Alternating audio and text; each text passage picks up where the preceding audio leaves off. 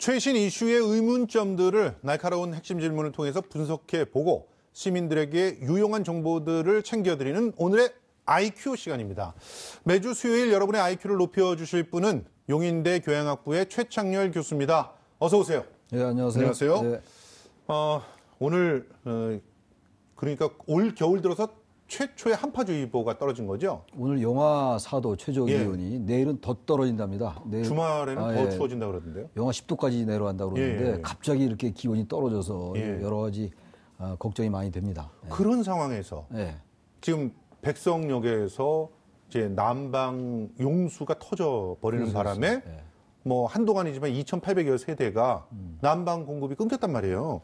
이 이슈를 갖다 오늘 다뤄보지 않을 수 없을 것 같습니다. 그래서 오늘의 주제를 이렇게 선정했습니다. 한파 속 온수 배관 파열, 백석역 일대 아비규환. 먼저 교수님께서 이 사건 개요를 간략하게 좀 짚어주십시오. 백석역이 일산 들어간 초입 가장 첫 번째 있는 지하철역인데요. 그렇죠. 그 백석역 인근에 한국 지역 난방공사와 관련 고양 지사 관리 지역인데 그 열 배수관이 터진 거예요. 이제 쉽게 얘기하면 따뜻한 물을 이제 운반하는 그런 이제 관이 터진 거죠. 그 말이 따뜻한 물이지 거기 온도가 거의 이제 100도씨 육박하는 거의 90도씨에서 100도씨 정도 된다는데 그게 노후화 때문에 터진 거거든요. 그렇죠. 터져서 저기 이제 화재처럼 뭐 화재가 난 것처럼 저렇게 심하게 저런 일이 벌어졌는데. 저게 이제 뜨거운 그 물이 나오는데 갑자기 쏟아져 나오고 터지면서 밖에 공기는 대단히 차갑잖아요.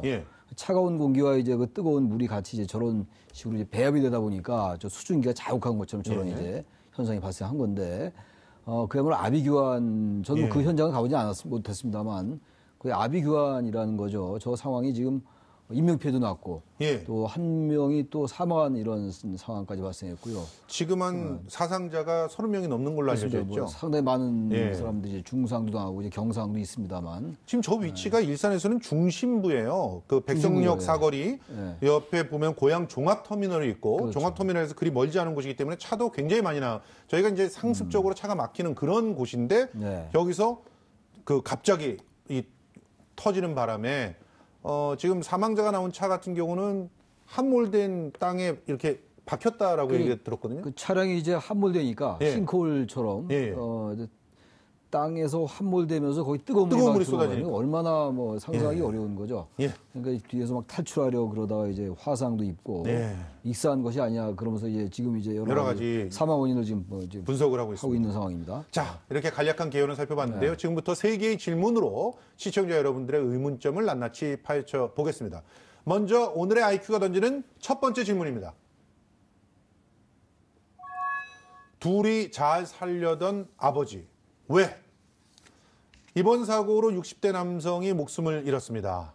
딸과 또 예비 사위와 함께 저녁을 먹고 헤어져서 10분 만에 변을 당했다는 것인데 사실은 날벼락이 아닌가 생각이 됩니다. 그래서 저런 일들이 정말 일어나지 말아야 되는데 지금 뭐 딸과 사위를 만나고 이제 헤어지다가 이렇게 됐는데 저분은 그야말로 전 뭐 일종의 천재지변이라고 생각을 합니다. 저런 부분에 태풍이나 뭐 이런 것만 천재지변이 아니라 뭐 전혀 예상치 못하게 저렇게 이제 화를 당한 거잖아요.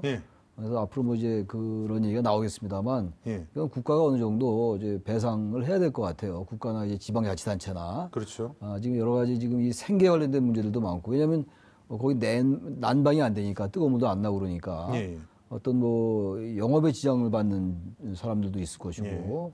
여러 피해가 많거든요. 그러니까 이거는 한두 가지 문제를 볼 수 있는 상황이 아닌 거죠. 뭐 다행히 오늘 아침까지 뭐 임시 복구는 된 거죠. 임시 복구는 됐다고 하는데 지금 이 피해자의 입장에서 생각해 보면은 끔찍한 일이 벌어진 거예요. 지금 앞유리가 막 깨려고 시도했던 흔적들이 있고 시신은 뒷좌석에 발견됐다고 하는 거 보니까 짧은 시간 동안에 굉장히 참혹한 상황이. 이제 물이 막 들어왔던 것 같아요. 그러니까 물이 막 뜨거운 물이 들어오니까 어떻게 할 수가 없으니까 뒷좌석으로 가는 게 피한 거예요, 그게. 그렇죠. 근데 피해봐야 뭐 그 자동차 안이 얼마나 좁겠어요. 그렇습니다.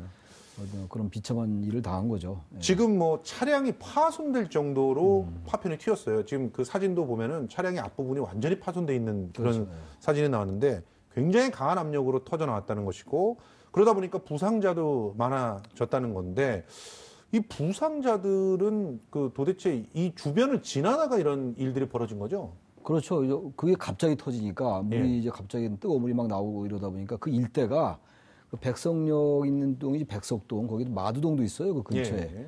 그 백석동, 마두동 일대가 다 이제 거의 그런 상황이 된 거죠. 그러다 보니까 인근을 지나가던 행인들이 이제 그런 이제 참변을 당한 거거든요. 중상자도 있고 이제 뭐 그렇지 않은 사람도 있습니다만 거의 30명에 가까운 그런 이제 사상자가 나온 거죠. 사망자까지 포함해서. 지금 일단은 임시 복구가 된 상태인데 완전 복구까지는 대략 얼마나 시간이 걸린다고 발표를 하고 있습니까? 오늘 오전까지 대략 임시 복구는 된 거죠. 이제 배수관 파열된 부분을 이음새를 이제 맞춰서 그 부분만 일단 임시로 이제 막은 거긴 한데 이게 지금 기본적으로 노후화가 됐다라는 거 아니겠어요? 그렇죠. 그러니까 이걸 어쨌든 그 상황을 뭐 전수조사한 시간이 꽤 걸릴 거고 그 부분을 이제 복구하는데 한 4 내지 5일, 뭐 어떤 보도는 뭐 일주일까지도 내다보더라고요. 아하, 시간이 꽤 많이 걸리는 거예요. 하루 이틀 만에 되는 건 아니라고 보여집니다, 지금. 지금 여러분들께서는 영상으로 지금 저 파손돼 있는 차를 지금 보고 계십니다. 그러니까 지금 천재지변에 준하는 일이 벌어졌는데 그렇습니다. 사실은 이것도 지금 현재 상황에서 보면 인재가 아니냐 이런 얘기들이 나오고 있는데요. 그렇습니다. 지금 이낙연 총리도 이번 사고에 대해서 희생자와 유가족들에게 사과를 표하는 그런 언급까지 했단 말이죠. 그런데 이런 사고가 일어나면 국가적인 지원 대책이 좀 있는 건가요?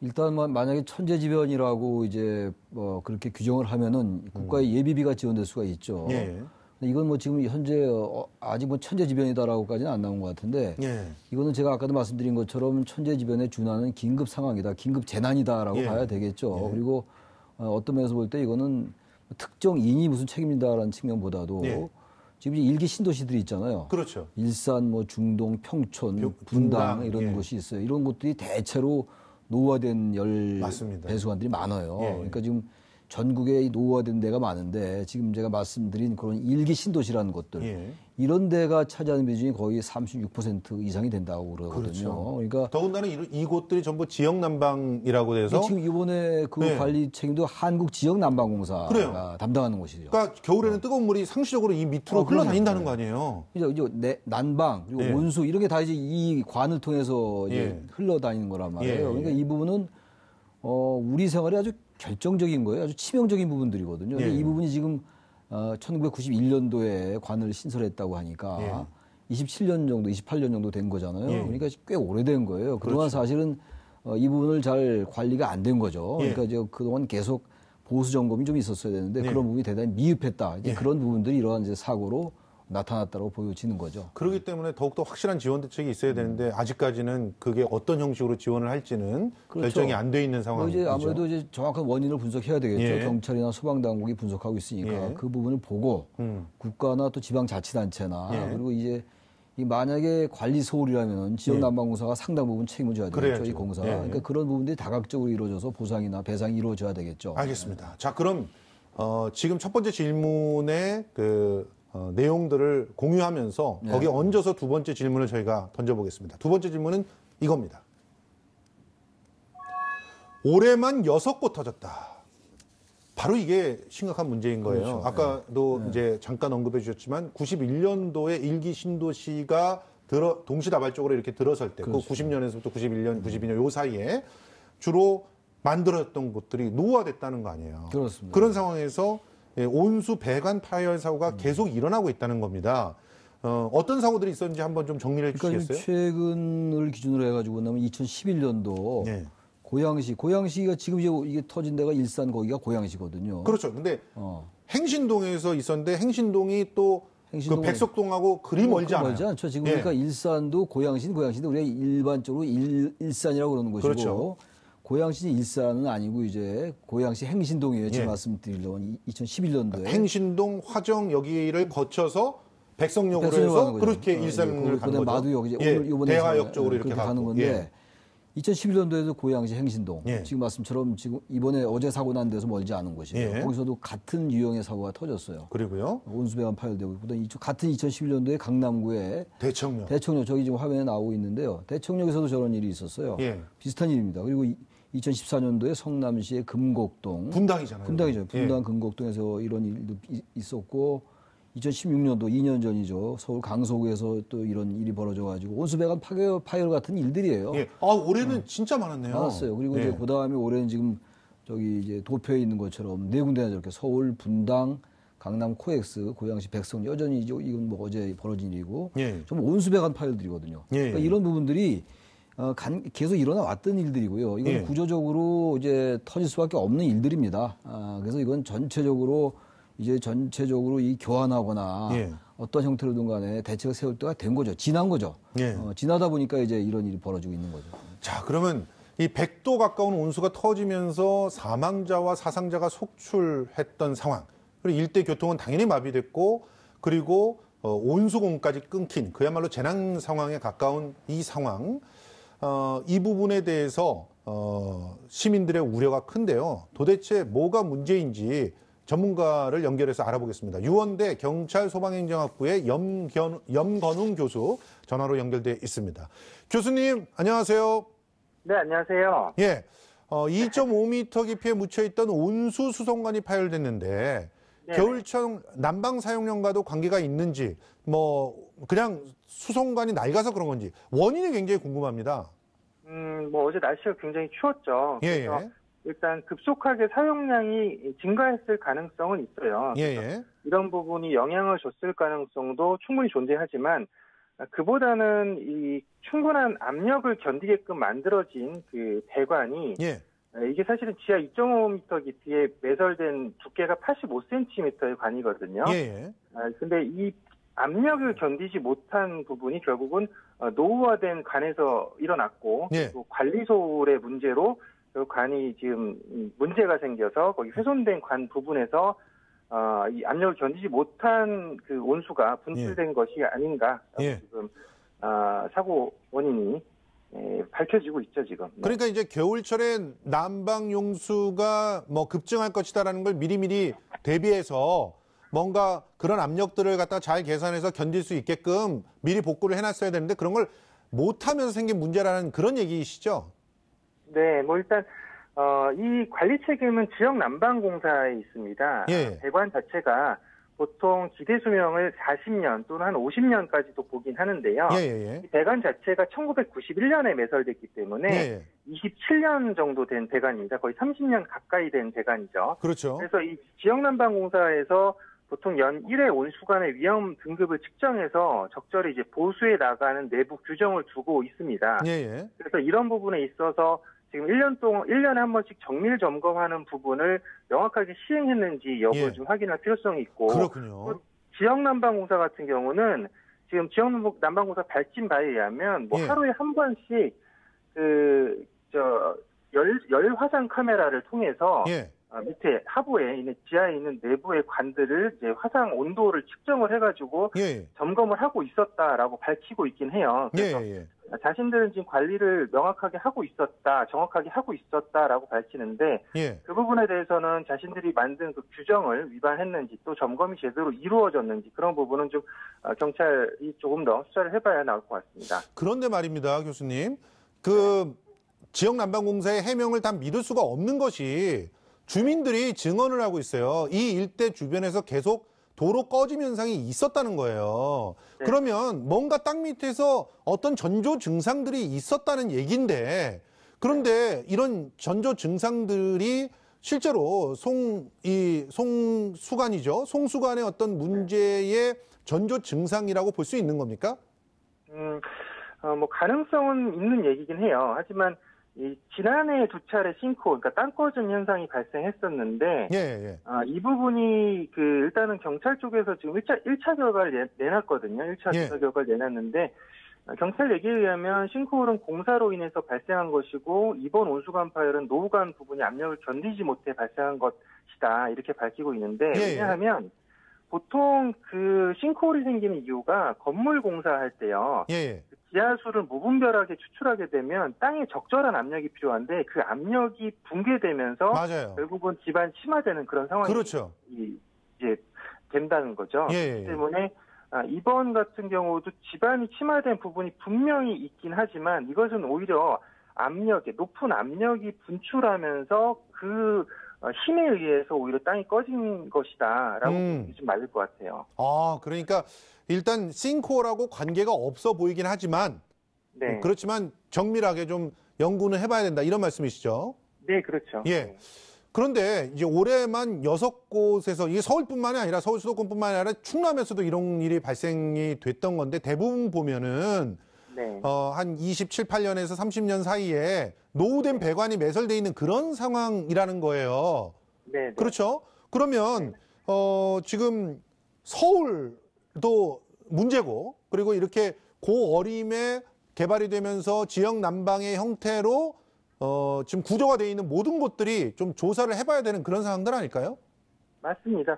아까도 말씀드렸지만 이 온수관의 기대 수명은 최대 40년에서 이제 50년까지도 보고 있긴 한데 예. 이것도 사실은 지역난방공사가 밝힌 기대 수명이거든요. 그렇죠. 그렇기 때문에 실제 기대 수명은 조금 더 줄어들 수 있는 그런 상황이고요. 예. 특히나 이 배관이라고 하는 것이 기본적으로 이게 뭐 물에 약한 재질이 아니라 물에 약한 재질일 수밖에 없다라는 거죠. 금속으로 구성된 재질이기 때문에 결국은 오래되면 오래될수록 부식되고 훼손될 가능성이 높아진다라는 거죠. 그렇죠.